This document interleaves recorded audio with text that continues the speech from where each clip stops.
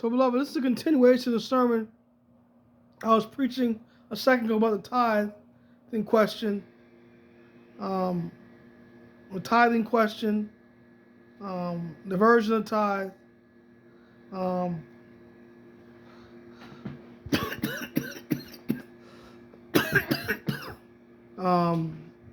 Let your request be made known to leaders of the higher powers and the storehouse. Now, beloved, like this is why it says, if you have a problem with how the tithe is being spent, let your request be made known to the higher powers within the church. Do not incur the curse of God by withholding the tithe, and we're losing your heavenly reward and receiving the damnation of God, beloved. You will incur the curse of God if you do not return the tithe to the general conference, beloved. Yes, there's ministries out there. There's ministries out there. You have Pastor Jeremiah Davis. You have Marcus Mason. These are different ministries out there.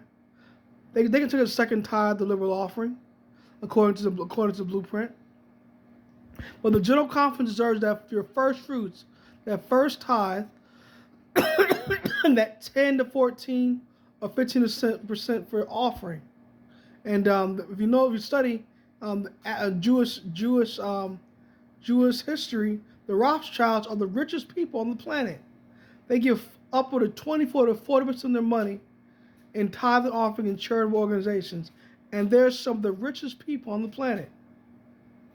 And maybe we need to study their example and see how they are able to be wealthy, healthy, and prosperous. Now, this last title of this sermon was the 25-20 and the blessing and cursings, and God will contrary to you 7 times. So, Leviticus chapter 26, 18 and 27 says, I walk contrary unto you 7 times. Now, beloved, God is going to walk contrary to us if we diligently do not hearken to his commandments and do not keep his laws. He will walk contrary to us 7 times, beloved, 7 times. And we're going to be lost, beloved, in the Adventist church. And even if we're not lost, we're just going to be cursed 7 times. The curses will fall upon us. We curse in the field, curse in the city, curse in our basket in our store. We won't have food to eat. We're chasing, running from our enemies. All kinds of things that happen to us when we decide not to return the tithe and the offering. Now, yes, the general conference leaders are supporting things like women's ordination, giving tithes to the Pope, but God knows how to take the tithe and funnel it through the right channels. He knows how to protect his tithe, his money, God's money. He knows how to do that, beloved in the Adventist church. Get out of the place of doing God's work for him. He knows how to set up leaders and pull down leaders, beloved. God knows how to do that.